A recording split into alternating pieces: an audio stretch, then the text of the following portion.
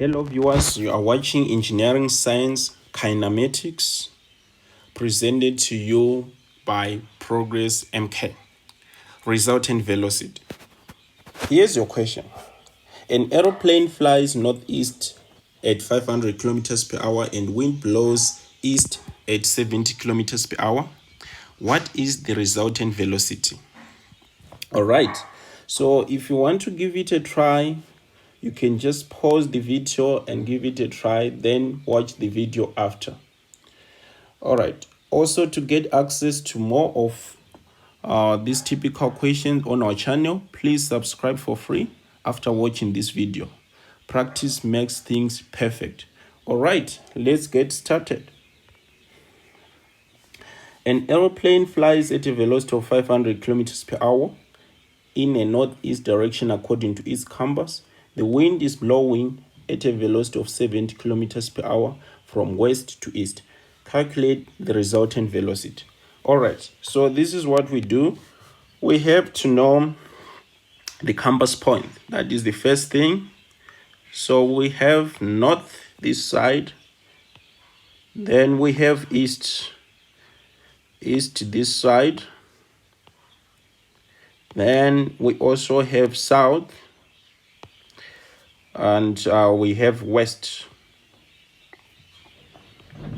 All right, so now also we need to know that when they say northeast direction, it is selected right in between north and east, making an angle of 45 degrees. That is northeast direction. Okay, so now let's now check what we have on the question. Then we use the velocity vector lines to make a sketch. All right, they said a plane flies at a velocity of 500 kilometers per hour in a northeast direction. So we need to use a velocity vector line to represent that. So we draw a velocity vector line to show that direction. So this is 500 kilometers per hour northeast. All right. Remember, we say when it's northeast, is sitting at an angle 45 degrees. Let us not forget that. Then we have to use another velocity vector line to represent the blowing wind, which is going eastwards. All right, that is 70 kilometers per hour. So 70 kilometers per hour towards east. That is 70 kilometers per hour towards east. So these are the two velocity vector lines that we have. So now what is the resultant? For us to select our resultant line, now we need to use these two velocity vector lines and project them to produce a shape we call a parallelogram. Once we have that shape, then we'll be able to select our resultant line. All right, so let's now project these two velocity vector lines into a parallelogram. So this is how we do it.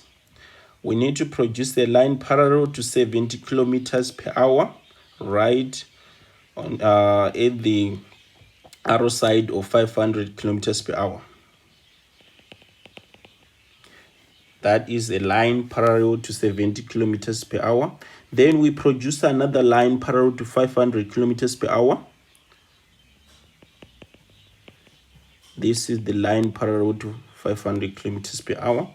All right, so once we look at the shape we have, that is a parallelogram. So now this shape we have, so now we can now select our resultant line like this.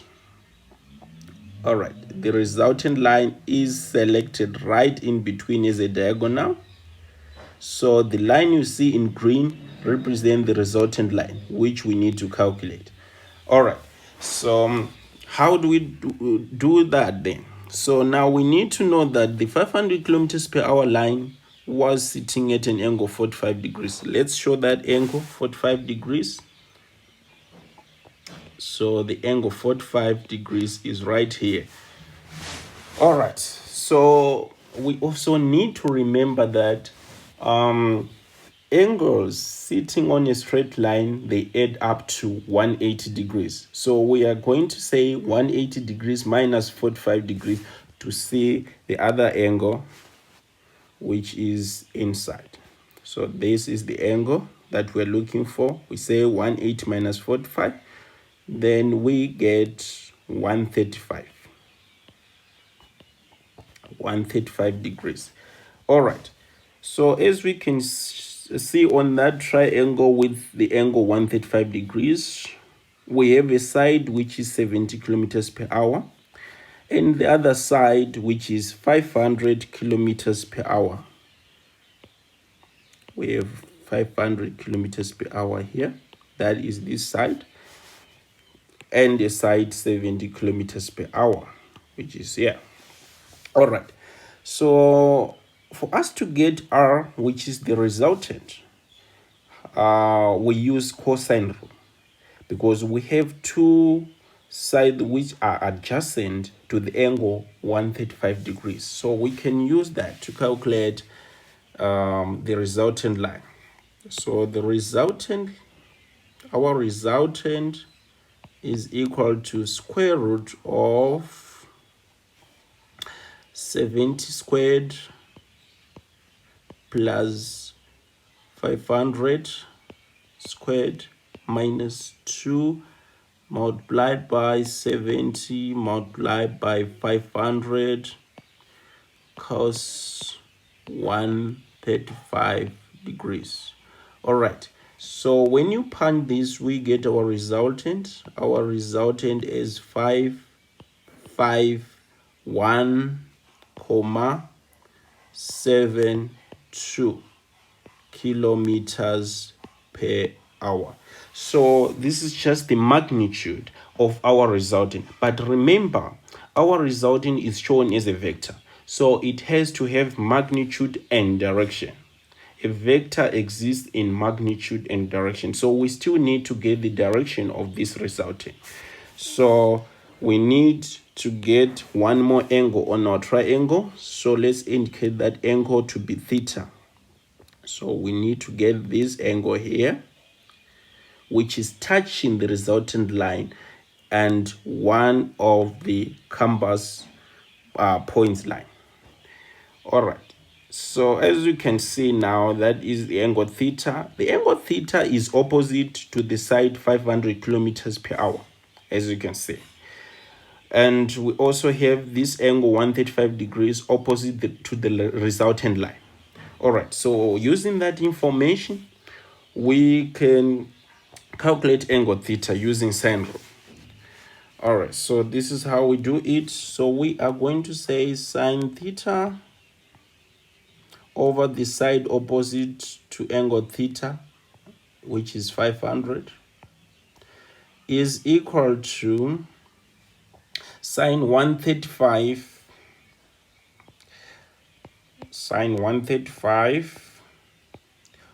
over the side which is opposite to sine 135, which is the resultant, 551,72.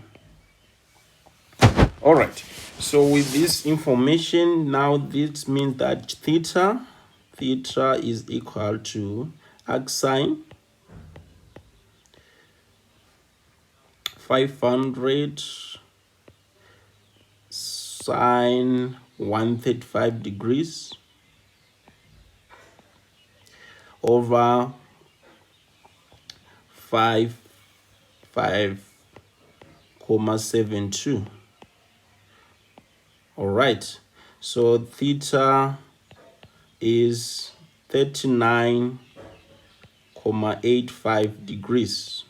All right, we managed to get our theta. This is our theta, the anchor. All right, so now let's now finish up.